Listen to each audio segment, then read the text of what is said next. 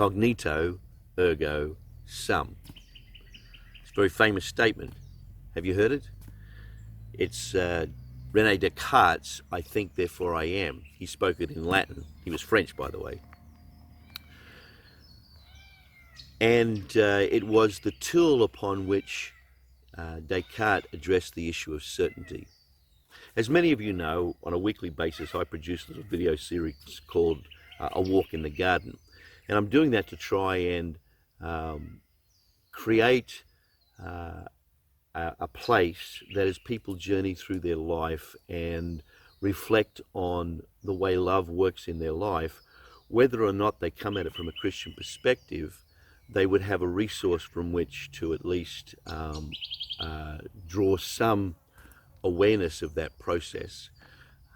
Obviously, my developing that series is firmly based upon the faith that we share, but I'm trying to do it at a level where someone who doesn't have faith could walk into that space, hear what's being said, and perhaps be intrigued and follow their thoughts a little further. It's also, I believe so firmly in those constructs and ideas that even as we process those ideas from our perspective of God's grace at work in our life, those ideas will be transformational for all of us. So there's this dual purpose at work there. But in the doing of those things, I very often find myself in a place where I'm thinking about things more deeply, and particularly when I find myself in a beautiful setting like I am today, and thinking about the things that are most important to me and most important to my relationship with God, there are times when I just feel like I need to share them. So that's what I'm doing here. Hopefully this won't take too long. But back to Rene Descartes. Rene Descartes imagined that it was possible that everything that he understood about the world around him could be a lie, that there could be an evil god or a demon that was creating an illusion so that everything was false. And this was the beginning of the philosophical process for him. It was, at least it was the starting point. I'm sure he'd been involved in the process for a long time, but it was the starting point of the way that he worked through to what he was hoping to find, which was certainty. So in that journey of doubting everything, he came finally down to the idea that he was the one that was thinking about that doubt. And so therefore, as the one thinking about the doubt, he was doing the thinking. If he was doing the thinking, then he must exist in order to do that thinking. Descartes extrapolated then from there to the idea that he could believe in God because by definition, God as he would know him would have to be a God beyond deceit, because to be a God beyond deceit would make it impossible for the idea of a deceiteless God to exist in his imagination. So therefore he was able to extrapolate from the idea of a think therefore I am to the place of having a confidence in his faith in God. Well, whether that process works or not is a matter of conversation and has been discussed endlessly for many, many years. But that idea sparked for me a thought about something that is much more significant and profound, and it's in the ideas of John Wesley. John Wesley was desiring to have a faith without God, a faith that without God would be impossible. And in order to be in that place, John Wesley recognized that he had to experience God, and that it would be God himself that would speak into his life and affirm the reality of the relationship, that it didn't start with John Wesley, that it started with God speaking into his life. And he called that the witness of the Spirit. So John Wesley at that point was articulating his confidence that no faith that rested upon simply cognitive processes or objective processes was valid, that the only valid faith was a faith that I could embrace, that would actually transform and change me. And this was central to his idea of faith and relationship. It was central to his idea of holiness. That holiness was the product of the relationship with God. It wasn't primarily about the things that we did, even though he spent most of his life up to that point trying to do enough to be holy. He ultimately recognized that holiness was flowed out of a relationship with God, and that it was completely contained in the idea of the heart filled with love. And he called the reality by which that became ours sanctification. Well, to be fair, he didn't call it sanctification. Sanctification is the biblical word for that process of becoming like God, or being made fit for God, set aside for God.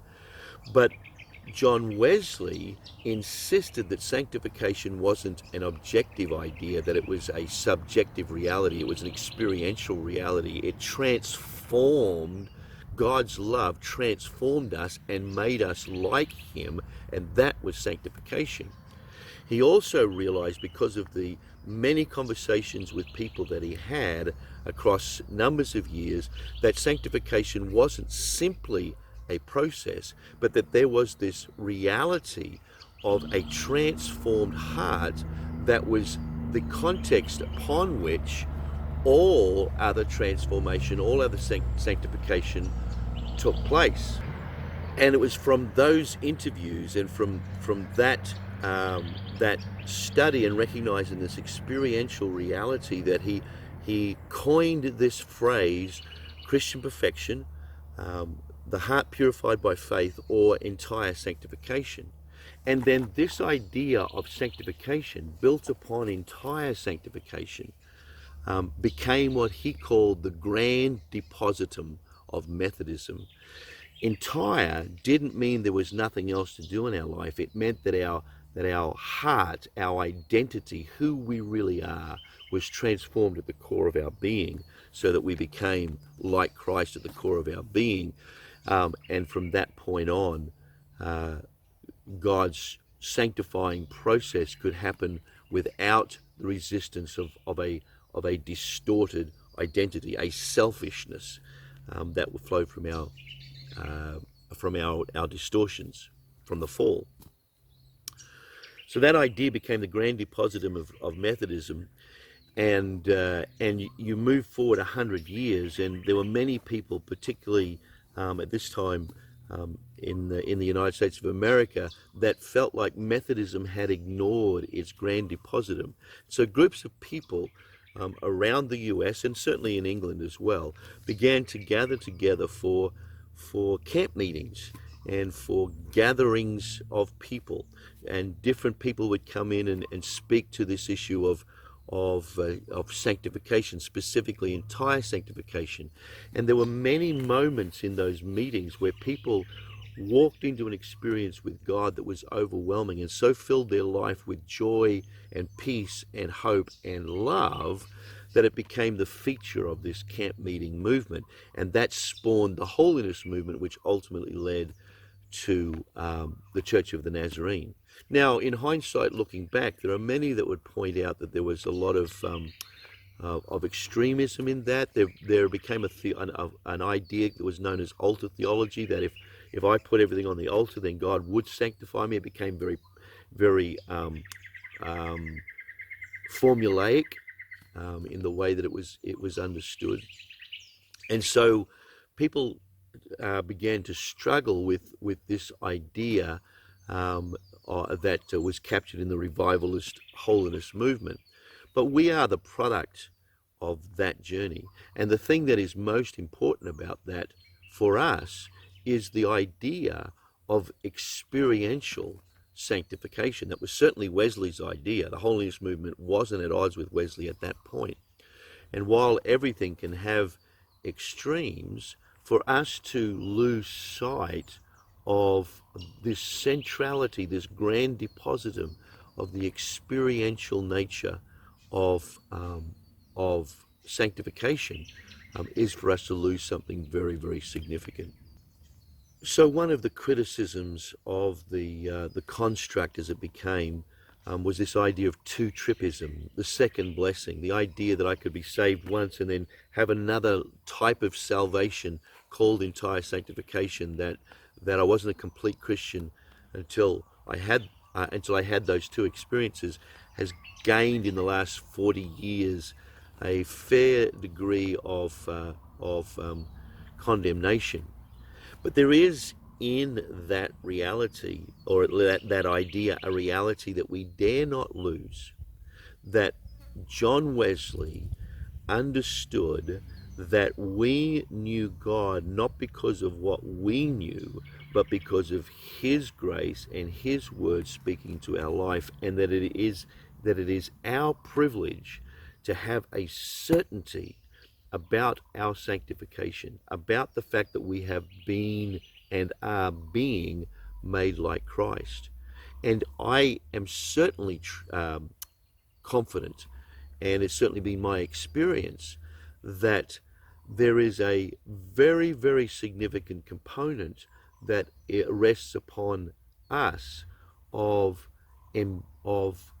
recognizing the places in our core identity that do not line up with grace and do not line up with love, and for us to lay those at the feet of the cross. And by faith, to allow God to transform us at the core of my being, so that that which informs my identity isn't my experiences, it isn't my past, it isn't my fears, it isn't my failings, it isn't my hopes and my dreams. All these things have been given to Jesus. It's what's called consecration.